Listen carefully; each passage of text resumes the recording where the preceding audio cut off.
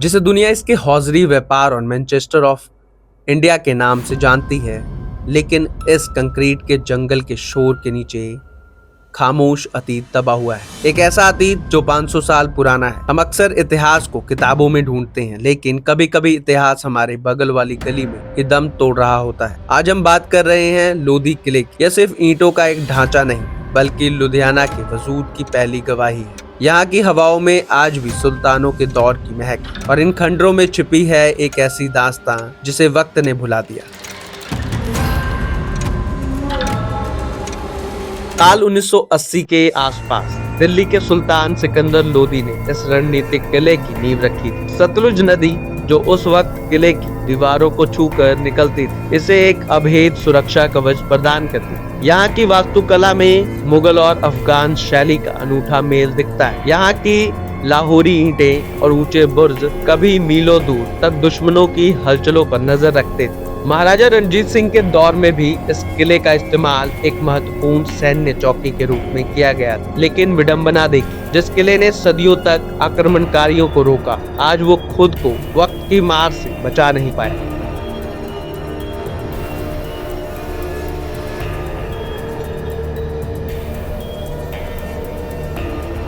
किले के अंदर कदम रखते ही सन्नाटा आप पर हावी होने लगता है। यहाँ की रहस्यमय सुरंगें जो कभी गुप्त रास्तों और रणनीतिक निकास के लिए इस्तेमाल की जाती थी, अब मलबे और अंधेरे से भरी पड़ी।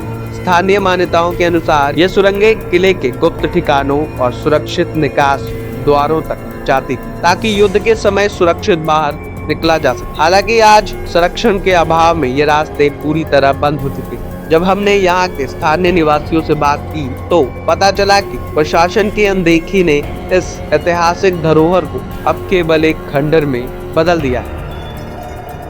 ये जब राजू महाराजों का टाइम होता था तो वो यहीं से आते जाते थे, तो अभी क्या अब इसकी स्थिति तो बिल्कुल कंडम हो चुकी है, खत्म हो चुकी है, क्योंकि जब से आज तक कभी कोई गया ही नहीं। कुछ एक दो बताते हैं मोहल्ले के लोग।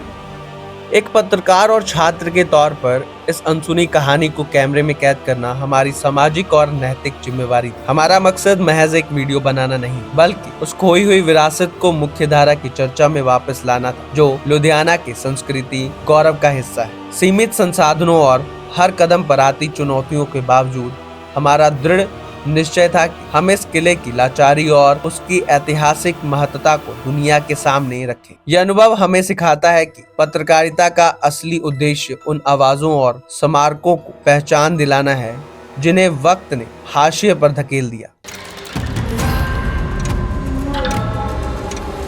इमारतें सिर्फ ईंटों से नहीं बनती, वे हमारे इतिहास की गवाह होती है। लोधी किला आज एक बुजुर्ग की तरह खड़ा है जो अपनी आखिरी सांसें गिन रहा है।